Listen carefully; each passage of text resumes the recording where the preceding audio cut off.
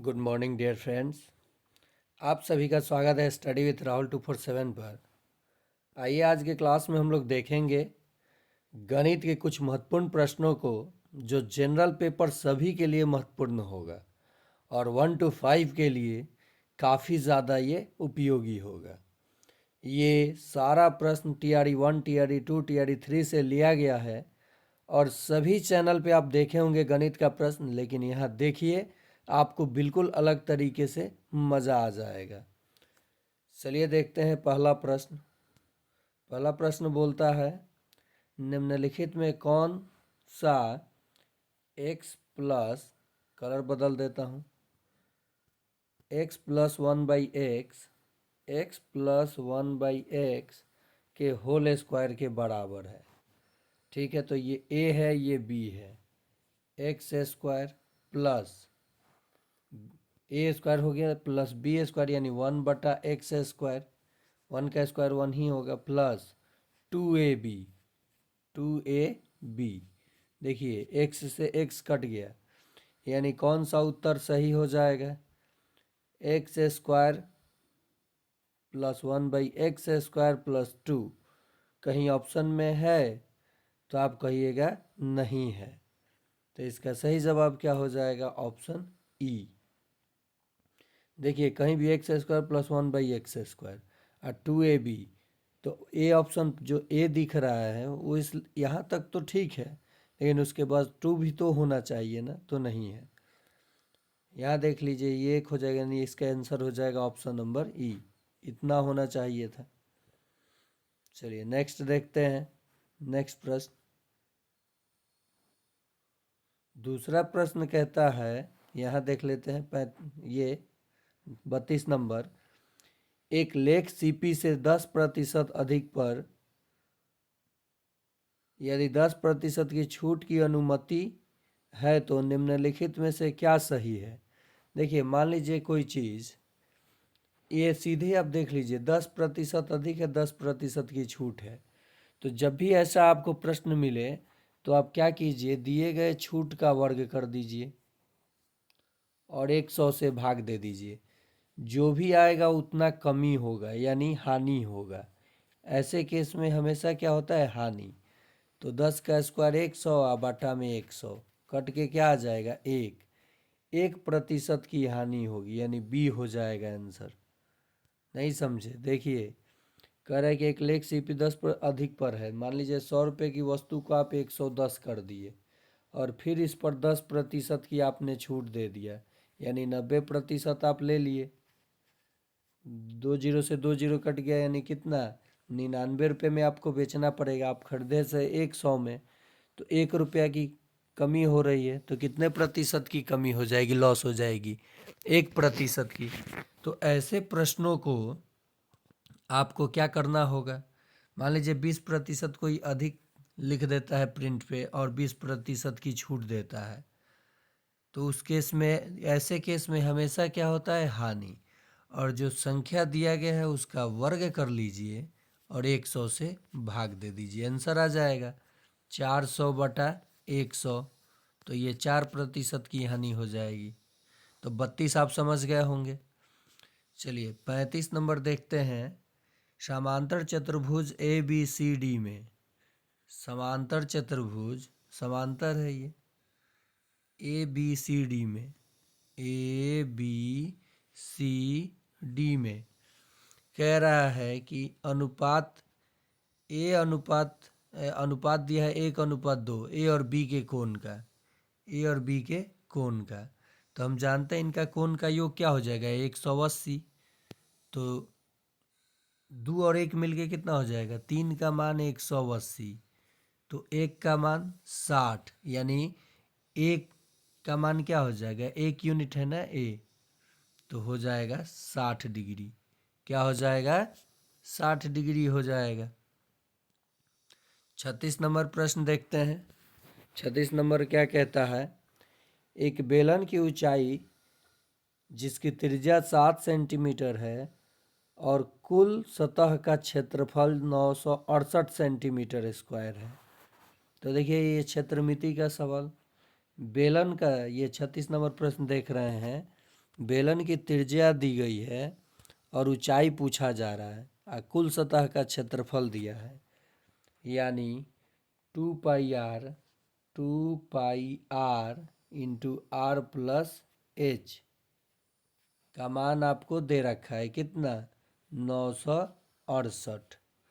अब यहाँ से देखिए मान रखते हैं सब चीज़ का, 2 गुना पाई का मान 22/7, त्रिज्या कितना है 7, फिर 7 जोड़ एच नहीं पता है 968।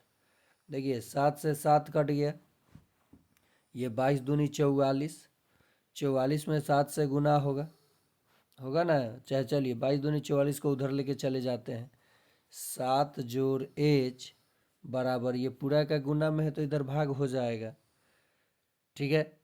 तो 968 बटा में 44, ये पूरे को लेके चलेगा।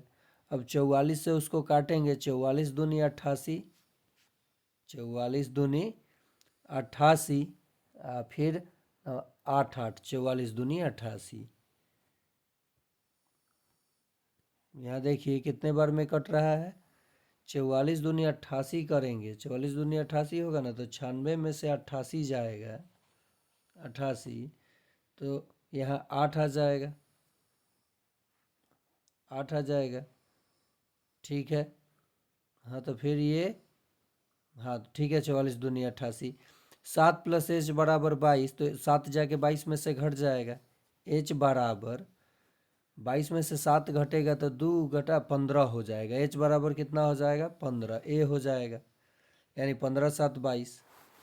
इस प्रश्न को फिर से देख लीजिए, देखिए दोस्तों इस प्रश्न को फिर से बता देता हूँ। प्रश्न क्या कहा था कि बेलन की त्रिज्या दी गई है, ऊंचाई बतानी है और कुल पृष्ठीय क्षेत्रफल आपको दे दिया गया था। तो कुल पृष्ठ के क्षेत्रफल का आपको फॉर्मूला याद होना चाहिए, 2 pi R into R plus H, जिसका मान आपको दे रखा है 968 सेंटीमीटर स्क्वायर। अब देखिए मान रखते हैं 2 गुना पाई का मान 22/7, त्रिज्या का मान 7, तो 7 जो ऊंचाई नहीं पता है वही तो बताना है ऊंचाई। अब देखिए ये फटाक से काट लिए 7 से 7, और 22 दूनी 44, 44 में 44 को 968 को 44 से भाग दिए तो 22 आ गया। अब ये 7 प्लस एच बराबर 22, 7 जोड़ एच बराबर 22, तो 7 प्लस में उधर जाके घट जाएगा, एच बराबर 22 घटाओ 7 बराबर का 15 उत्तर आ जाएगा, ए हो जाएगा।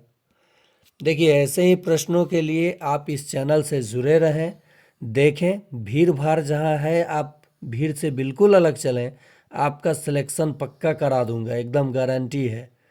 मैं पूरे 100% गारंटी के साथ कह रहा हूँ कि 150 में आपका 110 प्लस नहीं आया तो बोलिएगा, और मेरिट कहाँ जाएगा, कितना जाता है।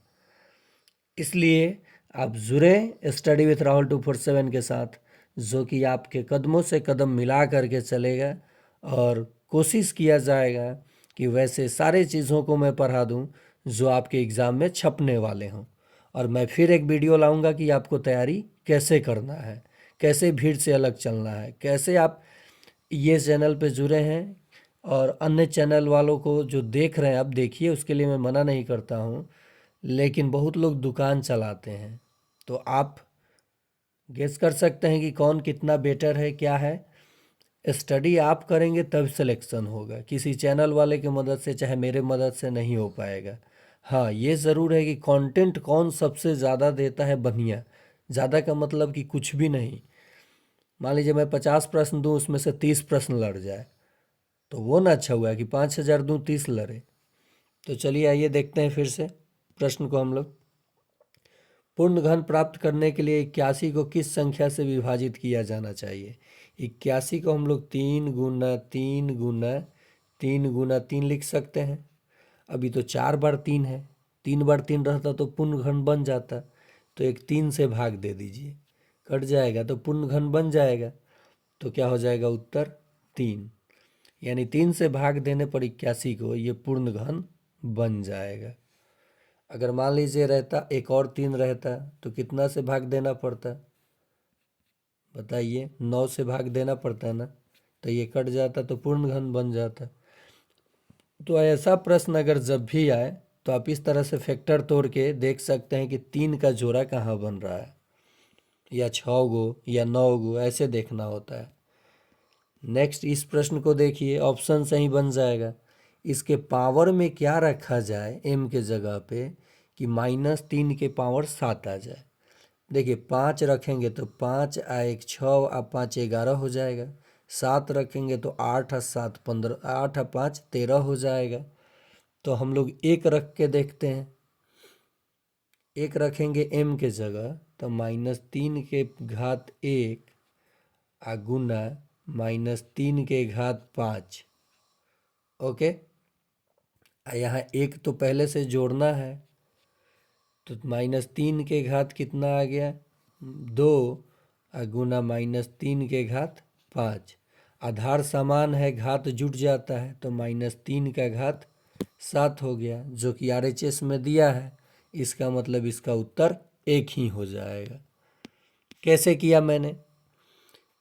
ऑप्शन से सी ऑप्शन। देखिए 5 रखूँगा अगर तो 5 एक 6 हो जाता, 6 व 5 11, यहाँ 7 दिया है तो आंसर नहीं होगा, नहीं होगा, 1 होगा। चलिए आगे देखते हैं प्रश्न। दो पूर्ण संख्याओं के बीच का अंतर 66 है। दोनों संख्याओं का अनुपात 2:5 है, तो दोनों संख्याएं हैं। ये भी ऑप्शन से ही बन जाएगा। देखिए 60 है और ये 6 है। मान लिए क्या दिया ही है, दो पूर्ण संख्याओं के बीच अंतर, तो देखिए अंतर 66 है। इन दोनों के बीच अंतर 66 है, बताइए? नहीं ना है, तो इसको तो ऐसे ही छोड़ दीजिए। दो पूर्ण संख्याओं के बीच अंतर कितना होना चाहिए था 66। 100 में से 33 घटेगा तो ये भी 66 नहीं आएगा, यो छोड़ दीजिए। सी ऑप्शन देख लीजिए, 110 में से 44 जाएगा तो 66 आएगा, ठीक है। लेकिन ध्यान देने वाली बात है कि ये भी चेक करना होगा अनुपात। तो 110/44, 11 से 11 दहा के 110, 11 चौक 44। अब इसको काटेंगे तो ये तो 5:2 आ रहा है, और यहाँ दिया है 2:5। तो ये भी आंसर कट गया, यानी आंसर क्या हो जाएगा? ई। क्या हो जाएगा? ई हो जाएगा, क्योंकि किन्हीं दो संख्याओं के बीच में अनुपात 2:5 नहीं दिया गया है। तो ऑप्शन से ही काट लिए। देखिए कभी भी सवाल जब सेटर सेट करता है तो एकदम यूनिक मेथड पे करता है, ताकि क्विक समय में उसका रिजल्ट आ जाए। और मैं यहाँ देखिए मेंसुरेशन भी लिया, अरिथमेटिक भी लिया, ट्रिगोमेट्री भी लूँगा, अलजेब्रा भी लूँगा, ताकि जो मास्टर क्लास है, मैं बोला था इससे पहले मैं द्विघात समीकरण पढ़ा दिया हूँ अलजेब्रा में टेक्स्ट बुक का, और आपका बहुपद पढ़ा चुका हूँ, जिसका लिंक डिस्क्रिप्शन में मिल जाएगा। अब प्रीवियस प्रश्न पत्र का हल भी इसी तरीके से मैं करा रहा हूँ कि गणित देखकर डरना नहीं है। गणित बिल्कुल आसान होता है और इसमें अच्छा स्कोर किया जा सकता है।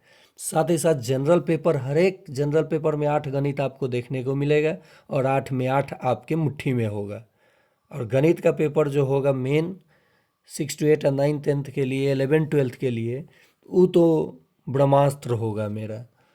यदि x और y व्युत्क्रमानुपाती हैं तो x/y एक नियतांक हो जाएंगे, तो कहाँ है, यानी स्थिरांक, x/y स्थिरांक हो जाएंगे, तो सी आंसर हो जाएगा। आ गया प्रश्न प्रतिशत का भी है। कह रहा है p का 30%। लीजिए यहाँ से बनाना शुरू करते हैं। p का 30%, तो 30/100। q के 40% में जोड़ दिया जाए, q के 40% में जोड़ दिया जाए तो q का 80% हो जाता है, ठीक है। q का 80% हो जाता है। बस क्या करेंगे, q को q के साइड लेके चले जाएंगे, यानी 30 PA हो जाएगा ना, गुना करने पे 30p/100 इज इक्वल टू, देखिए 80/100 में से 40/100 जाके घटेगा तो कितना हो जाएगा?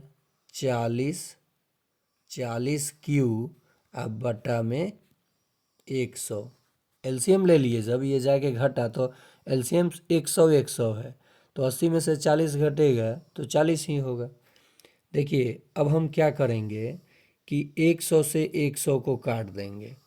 चाहे लीजिए, कह रहा है कि क्यू पी का कितना प्रतिशत है, क्यू को पूछ रहा है। तो ये मान लीजिए 100 से 100 कट गया। अब ये 40 को नीचे लेके चले आइए यहाँ, यानी क्यू बराबर 30 पी अब बटा 40। 100 से गुना कर देंगे, 0 से 0 कट गया, ये 25, 25 दिया कितना हो गया? 75। आंसर क्या हो जाएगा? 75। अभी आप कम समझे, चलिए यहाँ फिर से देख लेते हैं। कह रहा है पी का 30%, पी गुना 30 अब बटा में 100 जोड़ क्यू बटा क्यू गुना 40 अब बटा में 100 बराबर कह रहा है कि क्यू का 80% के बराबर है। 80/100, सब में 100 100 100 है। 100 100 100 को ख़त्म कर दो, क्योंकि एलसीएम लेंगे तो 100 हो जाएगा। ये जाके घट जाएगा, 40 क्यू 80 क्यू में से घट जाएगा। तो यहाँ लिख देते हैं 30 पी बराबर 80 क्यू में से 40 क्यू जाके घटेगा तो 40 क्यू बचेगा। अब कह रहा है क्यू पी का कितना प्रतिशत है, तो क्यू को यहाँ रखेंगे, इसको लेके चले आएंगे यहाँ, यानी यहाँ से हटा करके यहाँ ला दिए 40, 100 से गुना कर दिए, यानी 30/40 गुना 100। आई पी तो है ही पी, तो ये कितना हो जाएगा? 75%। क्यू का पी कितना, क्यू पी का कितना प्रतिशत हो जाएगा? तो 75%। चलिए आगे देखते हैं प्रश्न। अगला प्रश्न है, देखिए बड़ा प्रश्न देख के डरना नहीं है, ये एचसीएफ एलसीएम है, तो यहाँ एचसीएफ निकालना होगा हम लोगों को। एक मिठाई विक्रेता के पास 420 काजू की बर्फियाँ और 150 बादाम की बर्फियाँ हैं। वह उन्हें इस तरह से ढेर करना चाहता है कि प्रत्येक ढेर में उनकी संख्या समान हो, यानी एचसीएफ, और वे ट्रे का कम से कम क्षेत्र घेरे। इस प्रकार बनने वाले ढेरों की संख्या पूछा है। तो मेरे भाई 420, 150, जीरो को अभी भूल जाइए। तो 3 कॉमन हो सकता है 42 और 15 में, क्योंकि 14 तियाँ 42 अब 5 तियाँ 15। अब ज़ीरो को भी लगा लीजिए। तो जब आप ज़ीरो लगा लिए तो ये तो 14 तियाँ 42 होना चाहिए था, तो 14 हो जाएगा, और 5 तियाँ 15 होना चाहिए था, तो 5 हो गया। यानी प्रत्येक ढेर में 30-30 होंगे, और ढेरों की संख्या इनको जोड़ दीजिए तो 14 और 5 कितना हो जाएगा? 19। ढेरों की संख्या कितनी हो जाएगी? 19। यानी बी ऑप्शन आपका बिल्कुल सही हो जाएगा। देखिए प्रश्न कहा था कि ऐसे आपको इसे सजाना है ढेर पर कि प्रत्येक ढेर में, तो 19 गो ढेर होगा, और प्रत्येक ढेर में 30-30 गो ये ट्रे में कम से कम क्षेत्र घेर रहे हैं, और प्रत्येक ढेर में उन 30-30 गो संख्या होगा। तो संख्या पूछता तो ये बोलते, लेकिन ढेर की संख्या पूछा था तो ये जोड़ के बोलेंगे। अगला प्रश्न है, यदि दो बिंदुएं के 4 तथा -3 -2 को मिलाने वाली रेखा की प्रवणता यानी स्लोप, इसको इंग्लिश में क्या बोलते हैं? स्लोप 1/2 है, तो के का मान। ठीक है, देखिए यहाँ आपको दिया है के और 4, फिर दिया है आपको कितना? -3 और -2। तो देखिए ये y2 है और ये x2 है, ये y1 है और ये x1 है। स्लोप क्या होता है? स्लोप होता है y2 - y1 अब बटा x2 माइनस x1, बस इस मान पे बन जाएगा और स्लोप तो दिया है। तो चलिए हम लोग बनाते हैं सवाल। स्लोप कितना है, 1/2, लिखेंगे 1/2 बराबर y2 कितना है, -2, और -4 करेंगे क्योंकि y2 माइनस y1, तो -2 घटाओ -2 घटाओ ये 4 हो जाएगा। अब बटा x2 माइनस x1, तो -3 अब माइनस k। देखिए क्या होगा, 1/2 बराबर, यहाँ दोनों माइनस से माइनस कॉमन लेंगे, यहाँ भी माइनस कॉमन लेंगे, तो माइनस से माइनस खत्म, तो 2 और जोड़ 4, 6 हो जाएगा। अब बटा देखिए यहाँ क्या हो जाएगा,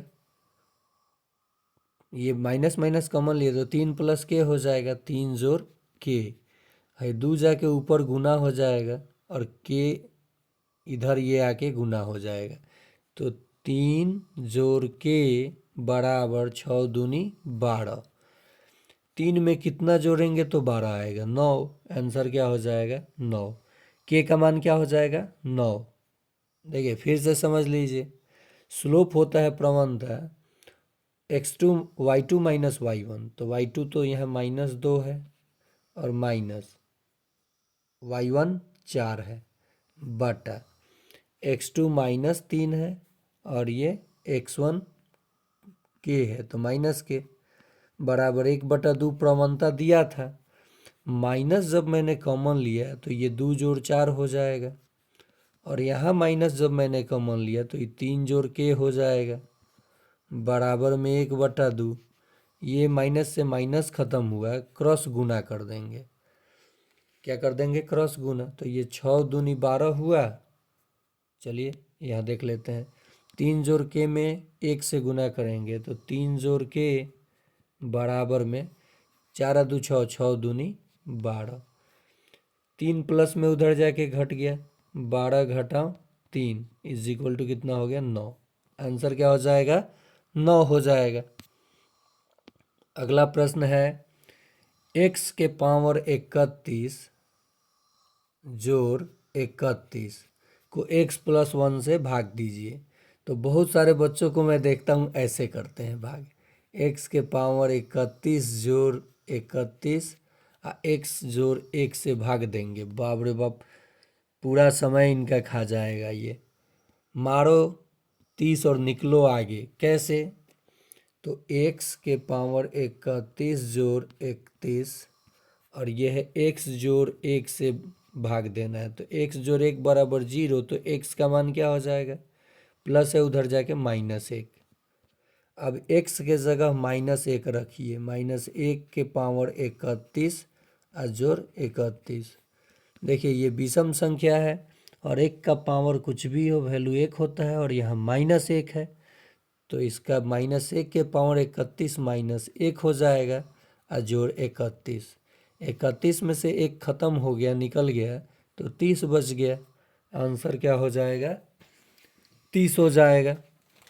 देखिए एक से बढ़कर एक मज़ेदार प्रश्न मैं कराऊंगा और वो भी काफ़ी शॉर्ट, ये सारा मेथड और ट्रिक दोनों बताऊंगा मैं। तो इस चैनल पे जुड़ने से आपको यही फ़ायदा होगा कि मेथड भी जानने को मिलेगा, अगर एग्ज़ाम में ट्रिक याद नहीं आ रहा है तो मेथड से फटक से बनाइए, और ट्रिक मेथड से ही ट्रिक बनाया जाता है, कैलकुलेशन फास्ट करना होगा। अगला प्रश्न है, ये भी लाजवाब प्रश्न है। 18 मीटर लंबे कमरे में 75 सेंटीमीटर चौड़े गलीचे का उपयोग करके गलीचा बिछाने की लागत 4.5 रुपये प्रति मीटर की दर से ₹810 है। कमरे की चौड़ाई क्या है। कमरे की चौड़ाई को हमने x मान लिया चाहे b मान लिया, क्या मान लिया, b मान लिया। कमरे की चौड़ाई, कमरे की चौड़ाई को अब कह रहा है कि पूरा रुपया कितना लगा है, 810, और बिछाने की लागत कितनी है, 4.5 रुपया प्रति मीटर। तो यहाँ से हम लोग, और कमरे की गलीचे का यहाँ 75 सेंटीमीटर चौड़े, चौड़ाई इसकी दी गई है, तो लंबाई गलीचे का कितना हो जाएगा? गलीचे की लंबाई 810 बटा में ये 450, इसमें से पॉइंट हटा तो ऊपर 100 लेके चला गया मैं। 10 से 10 ख़त्म, और फिर यहाँ देखिए 2 से काटूंगा तो 5, और 2 से 5 से काटूंगा, 2 से नहीं, किससे काट दूँ? 5 से काटूंगा तो 2, और 5 से काटूंगा तो 9, और ये काट दिया तो 9, 9 9 जा 81, 10 9 दूनी 18, 180 आ गया। किसका? गलीचे की लंबाई। और गलीचे की चौड़ाई, गलीचे की लंबाई अगर चौड़ाई दी गई है कितना? 75, बी कितना दिया गया है? 75 सेंटीमीटर, तो मीटर में बदल देंगे, 100 से भाग देंगे तो 3/4 आ गया। अब यही चीज़ ये देखिए, अब हम लोग इसका क्षेत्रफल जो है किसके क्षेत्रफल के बराबर होगा? इसी का ना क्षेत्रफल बिछाया गया होगा रूम में, कमरे में, तो कितना आया? 180 गुना 3/4। देखते हैं यहाँ, इसकी हमने कमरे की चौड़ाई कितनी मानी थी? बी, तो लंबाई गुने चौड़ाई, और इसका मान हमारा गलीचे की क्षेत्रफल कितना आया था? 180 गुना 3/4। क्या है 3/4? ये सेंटीमीटर में था, मीटर में बदला था मैंने। अब देखिए 18 एकम 18 क्या हो जाएगा? 18 एकम 18 हो जाएगा, 30/4 है, यहाँ तो 7.5 हो जाएगा, 7.5 हो जाएगा। 2 से कटा 5, 2 से कटा 2, 5 15/2, मतलब कितना हो जाएगा? 7.5। यानी कमरे की चौड़ाई कितनी? 7.5 मीटर हो जाएगी। नहीं समझे? फिर से देखिए, गलीचे की इतना सेंटीमीटर चौड़े, गलीचे की भी चौड़ाई दी गई थी तो, लेकिन सेंटीमीटर में, तो इसे मीटर में मैंने बदला तो 100 से भाग दिया, तो ये 25 तिया 75, 25 चौका 100 आ गया। और रुपया दिया था प्रति मीटर की दर से, तो मैंने गलीचे की चौड़ाई निकाल ली, चौड़े दिए, लंबाई निकाल ली। 810 को मैंने 4.5 से भाग दिया, तो हमें क्या मिल गया? लंबाई मिल गया गलीचे की, कितना मिल गया? तो 180। अब गलीचे की लंबाई गुने चौड़ाई क्षेत्रफल होगा, जो कि कमरे में बिछाया गया होगा, और कमरे का क्षेत्रफल 18 गुना चौड़ाई बराबर इसका क्षेत्रफल 180 गुना 3/4। 18 दहा के 180, और 10 तिया 30/4, यानी 7.5 आंसर। चलिए अगला प्रश्न देखते हैं। एक वर्गाकार खेत का क्षेत्रफल 24,200 वर्ग मीटर है। 6.6 किलोमीटर प्रति घंटा की दर से एक महिला उस खेत को तिरछा कितने समय में पार कर लेगी? एग्जामिनर तिरछा पार करा रहा है। अरे भाई, सीधा भी पार करती तो कोई दिक्कत था क्या? काहे बच्चों को परेशान करते हो ऐसे प्रश्न देकर?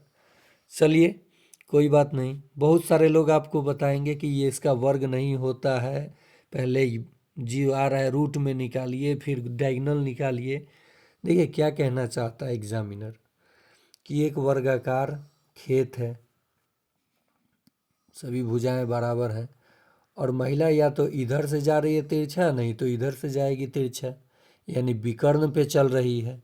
और महिला की जो चाल दिया है किलोमीटर प्रति घंटा में, और इसका क्षेत्रफल तो मीटर में दिया है, तो महिला की चाल सबसे पहले हम लोग मीटर प्रति सेकंड में निकाल लेंगे, या फिर मीटर प्रति मिनट में निकाल लेंगे, क्योंकि आंसर मिनट में दिया है। तो 66.6 किलोमीटर प्रति घंटा, तो 1000 मीटर हो गया, और बटा 60 से भाग देंगे, 1 घंटा में 60 मिनट। और ये देखिए यहाँ से डेसिमल हटा तो एक 10 नीचे भी आ गया, तो 10 से 10 ख़त्म, 10 से 10 ख़त्म। ये देखिए 11, 11 दहा के 110, यानी महिला की चाल आ गई 110 मीटर प्रति मिनट। 1 मिनट में महिला कितनी चलेगी? 110 मीटर। ठीक। अब महिला की चाल हमें मिल गई। अब ये क्षेत्रफल दिया है जो किसी का वर्ग नहीं है, कोई बात नहीं। एक फॉर्मूला आप ध्यान में रखिए, महिला की तो चाल हम लोग निकाल दिए, कितना, 110 मीटर प्रति मिनट। हमें विकर्ण पे लेके जाना था, महिला इधर से चल रही है। विकर्ण देखिए, वर्ग का एक क्षेत्रफल का फॉर्मूला होता है विकर्ण का स्क्वायर अब बट्टा में 2, जिसका मान आपको दे रखा है 2 4 2 0 0।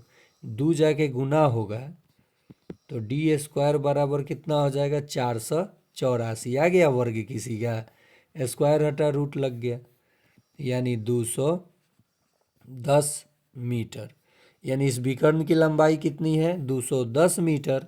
और महिला चल रही है 110 मीटर 1 मिनट में, तो 2 मिनट में कितने चलेगी, 220 मीटर, यानी 2 मिनट आंसर होगा।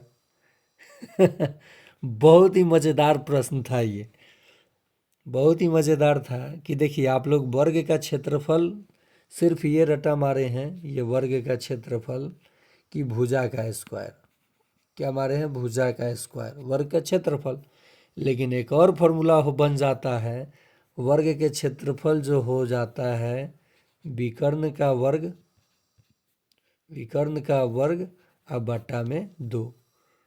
तो इसी का इस्तेमाल करके मैंने क्या निकाल लिया, विकर्ण की लंबाई, क्योंकि महिला तिरछा चल रही थी यानी विकर्ण पे चल रही थी, और विकर्ण पे चल रही थी और उसका चाल दिया था किलोमीटर प्रति घंटा में, मैंने बदल दिया मीटर प्रति मिनट में, क्योंकि आंसर मिनट में मुझे दिखा था। और विकर्ण निकाला तो ये आ गया 220 मीटर। महिला 1 मिनट में 110 चलेगी तो 2 मिनट में 220 चलेगी। चलिए आगे देखते हैं प्रश्न। ये एपी का सवाल है, जो मैं बुक करा रहा हूँ आप लोगों को, उस बुक में जो मतलब उसका पहले थ्योरी सेक्शन है कर रहा हूँ, उसके बाद प्रश्न भी करा रहा हूँ, और मास्टर वीडियो उसके जस्ट बाद ला रहा हूँ, ताकि आपको कहीं से कोई प्रॉब्लम ना हो। ये देखिए सवाल क्या कह रहा है कि सभी 3 अंकीय प्राकृत संख्याओं जो 11 के गुणक हैं का योग क्या होगा। यानी 3 अंक की कुल कितनी संख्याएं हैं जो 11 से विभाजित हैं, और उनका जोड़ बताना है कि जोड़ने पे कितना मान आएगा। तो देखिए 3 अंक की पहली संख्या 100 और अंतिम संख्या 999। 11 से दोनों को भाग दे देंगे, शेषफल से हमें कोई मतलब नहीं है। 11 8 88, 11 9 99, ठीक है। फिर 11 से 11 9 99, और 9 शेष बच रहा है तो 0 लिखना पड़ेगा, क्योंकि ये शेष बच रहा है, छोटा हो जा रहा है, तो 0 लिख दिए। अब 90 में से 9 घटेगा तो कितना, 81 गो संख्या ऐसे होंगे, 90 में से 9 को घटा लिया तो 81 गो संख्या 3 अंक की ऐसी होगी जो 11 से विभाजित होंगी। अगर यहाँ पूछा होता है 3 अंकों की कुल कितनी संख्याएं 11 से विभाजित होंगी, तो सीधा आंसर कहते 81। ये ट्रिक बता दिया मैंने। तो n का मान आपने निकाल लिया कि कितनी संख्याएं विभाजित होंगी, 81। अब देखिए 100 और 999 के बीच 11 से पहला संख्या कौन विभाजित होगा, 11 दहा के 110। और यहाँ अंतिम संख्या कौन विभाजित होगा, 11 9 99, और 99 9, तो 9 घटा लेंगे तो यानी 990 विभाजित होगा। तो पहला मिल गया, अंतिम मिल गया, और सार्वअंतर क्या हो जाएगा, 11। तो सार्वअंतर से कोई मतलब ही नहीं है। n पदों का योग 81/2, और पहला पद जोड़ आखिरी पद 990, ठीक है। 81 गुना, ये जोड़ेंगे जब तो ये 10, यानी 100, 9 1 10, 1100 हो जाएगा। अब बटा में 2 है, 2 से 1100 कटेगा तो कितना हो जाएगा, 55, यानी 550। अब इसमें गुना कर लीजिए 81 में 550 से, 81 में 550 से गुना कर लीजिए। या आपका और काम आसान होता कब, जब ये डायरेक्ट आप गुना कर लेते। लीजिए 81 गुना 1100 आया था, अब बट्टा में 2 था, काटिए मत। 11 एकम 11 के एक, हाथ में एक, 11 8 88, 88 या एक 89, और डबल जीरो लगा लीजिए। 2, देखिए काटेंगे तो 4, 2 चौक 8, फिर 4, 1 1 2 पच्चे 10, 1 0 2 पच्चे 10, 0, यानी 4 4 5 5 0, 4 4 5 5 0, ये आंसर हो जाएगा। मैंने क्यों काटने के लिए वहाँ नहीं कहा, गुना करना आपको थोड़ा भारी पड़ जाता है। और यहाँ देखिए ये गुना करना आसान हो गया, इसका आधा कर दिए तो आंसर आ गया। समझे कि नहीं समझे? नहीं समझे? देख लीजिए, 3 अंक की छोटी संख्या 100 होती है और बड़ी संख्या 999। इसके बीच में कुल कितनी संख्याएं 11 से विभाजित होंगी, उनका योग पूछा था।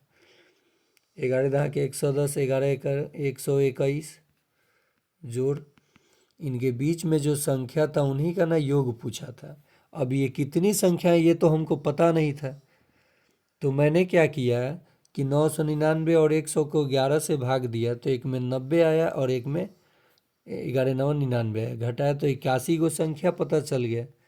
और किसी भी संख्या का योग पता करना हो, प्रथम और अंतिम संख्या दिया हो, तो सम ऑफ n टर्म हो जाता है n/2 गुना पहला पद और जोड़ आखिरी पद।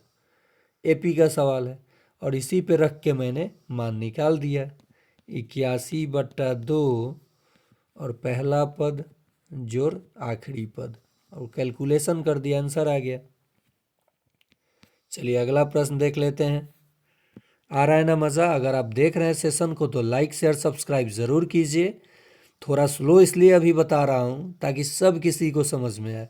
और कोई भी प्रश्न अगर आपको समझ में नहीं आया है इसमें, तो आप कमेंट बॉक्स में लिख कर भेज सकते हैं कि सर ये प्रश्न नहीं समझ में आया, अगले क्लास में मैं उसको करा दूंगा।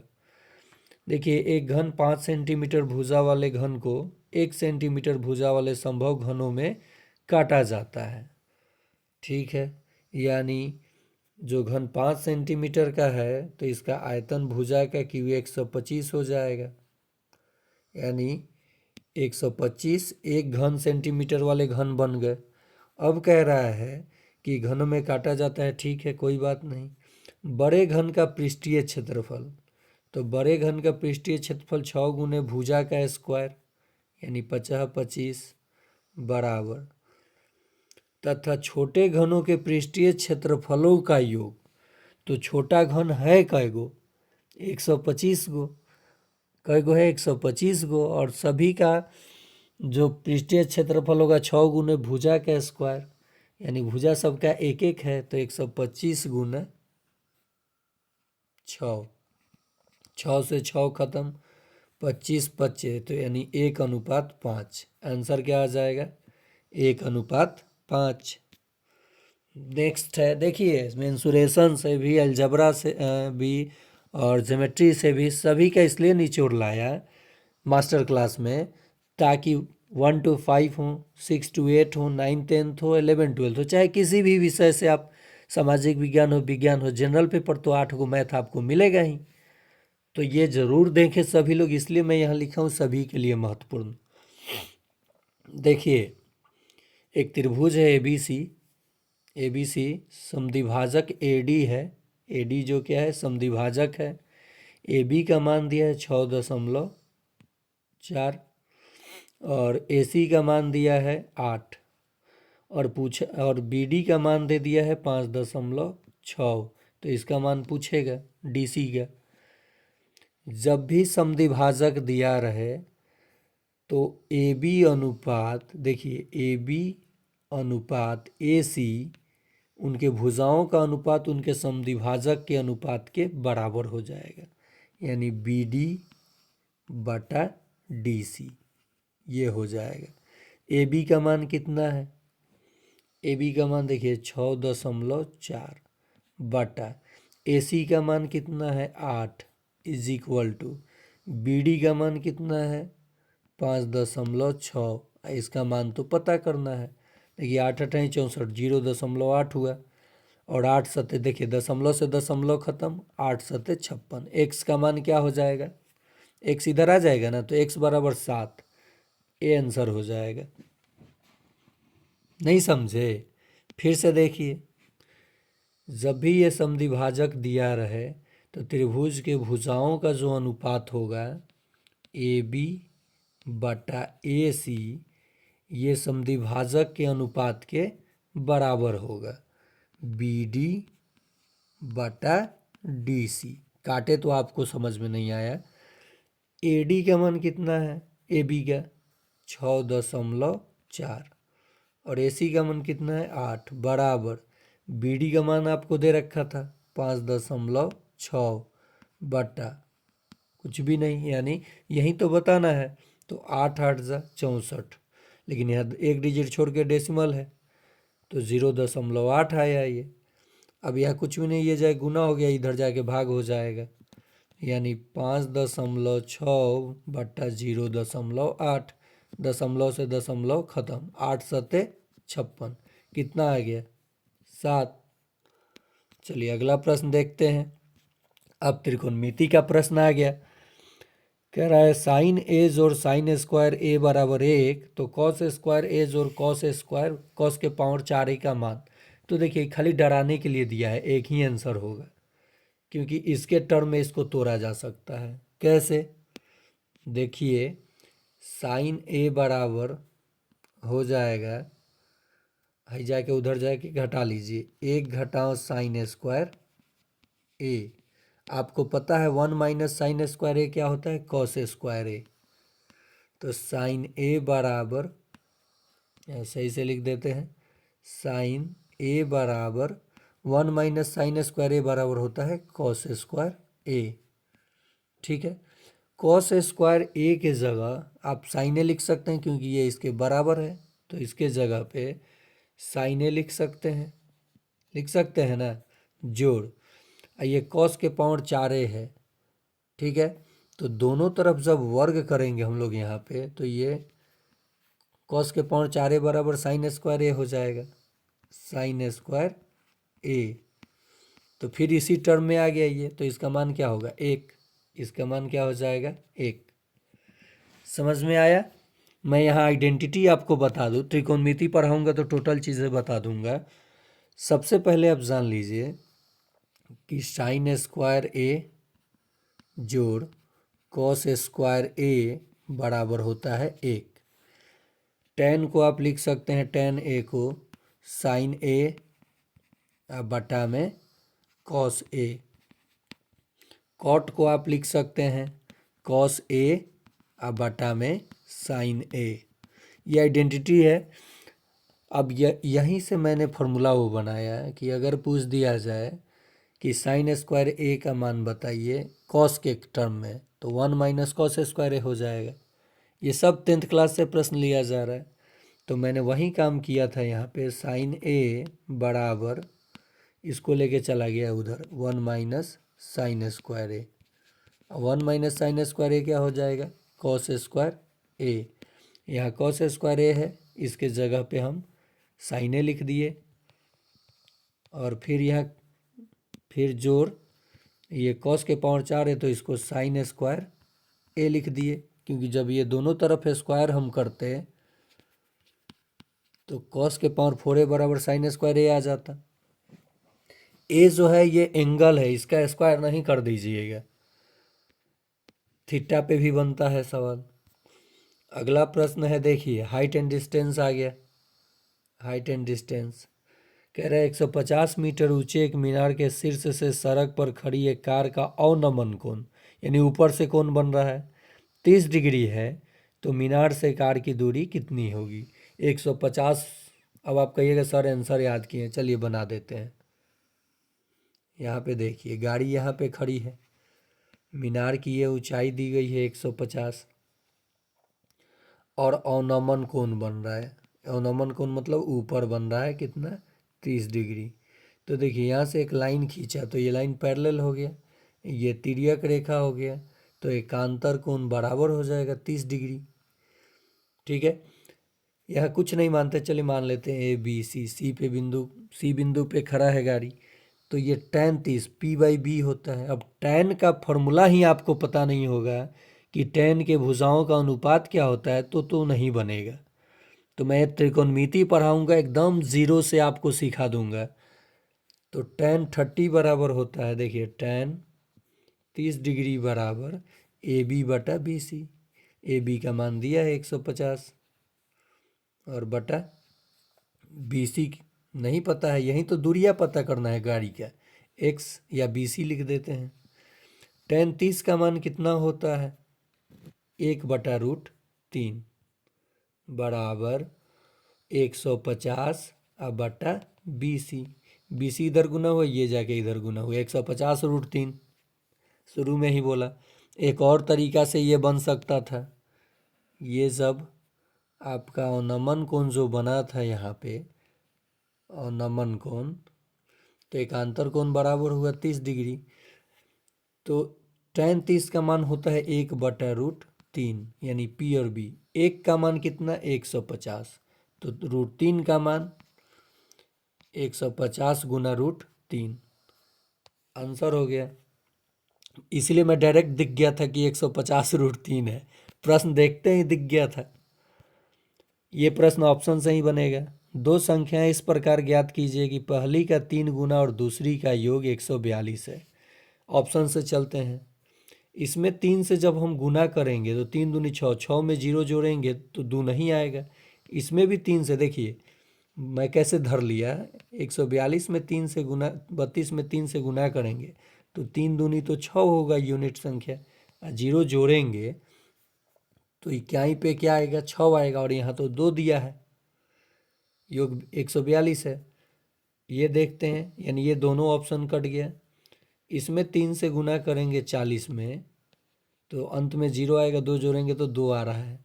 तो देखिए आज जोड़ते हैं 22, कह रहा है वही कहा है कि 3 गुना और दूसरी का योग 142 है, 120 और जोड़ 22 तो 142 आ गया।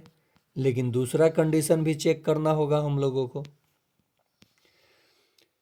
और पहली का 4 गुना 30 गुना 4 गुना दूसरी संख्या से 138 अधिक है तो 160 हो जाएगा, 4 चौका 16 और 22 घटाएंगे देखेंगे तो 10 में से 2 गया 8, 5 में से 2 गया 3 और 1 संतुष्ट कर रहा है मान को, यानी आंसर सी हो जाएगा। ऑप्शन से ही बन गया ये सवाल। देखिए अगर 9th का 80 और प्लस 8 88 जो मैथ पूछता है उसमें से 50 प्लस प्रश्न ऑप्शन से बन जाता है बहुत जल्द, और बाकी पे मेथड अप्लाई बिना किए आपका नहीं बनेगा।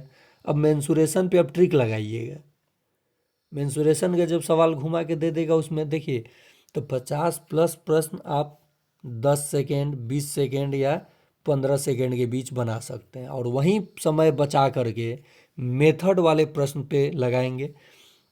तो सोचिए जो मैथ वाले स्टूडेंट है किसी भी, अब मान लीजिए 6 to 8 के हैं, 40 मैथ उनको मिलेगा, 40 साइंस, 40 प्लस 8 मैथ मिलेगा 48।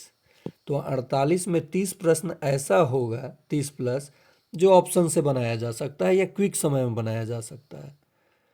तो बाकी आपको सोचना है कहाँ पढ़ना है क्या पढ़ना है। इसका तो आंसर हो जाएगा 1500। पहले 5% की छूट देता है, बाद में 6% की। दोनों में अंतर कितना का है बताइए, बाद में 6% की, अंतर 1 का है, और पैसे में कितने का अंतर है 15 का।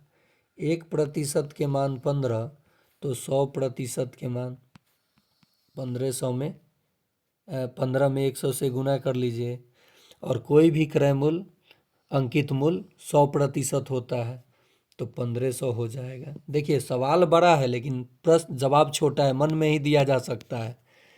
एक दुकानदार एक घड़ी बेचते समय बिक्री पर 5% की छूट देता है। यदि वह उस पर 6% की छूट देता है तो उसे पहले से 15 रुपया कम लाभ मिलेगा।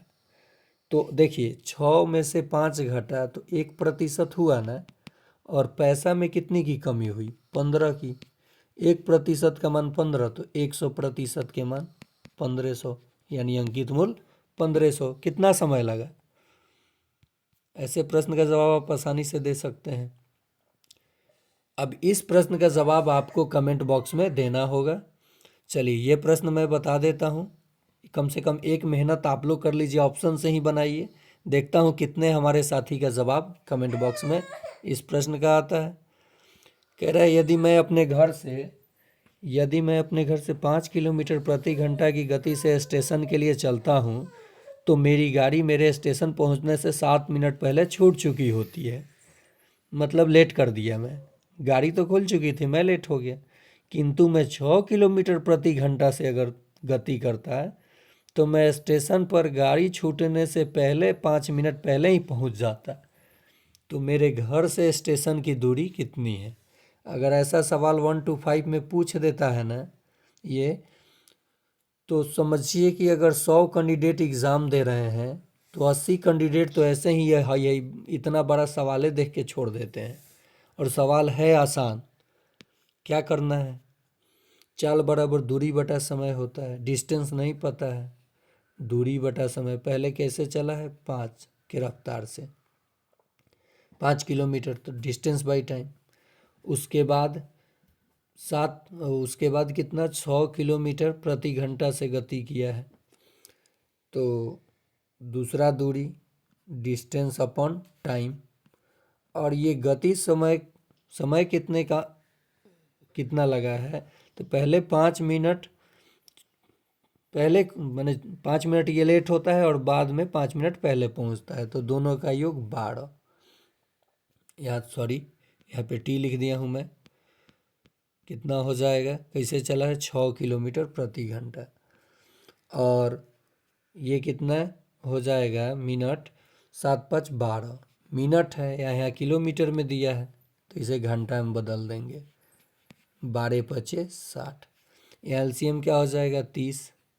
तो 6 पचे 30, तो 6D घटाओ, ये 5 छक 30 होगा ना, 6 पचे 30, तो 5D और बराबर में 1/5। 5 छक 30, 6D में से 5D घटा तो 1D, यानी डिस्टेंस बराबर 6 जाए गुना हो गया, 6 किलोमीटर उसके घर से स्टेशन की दूरी थी।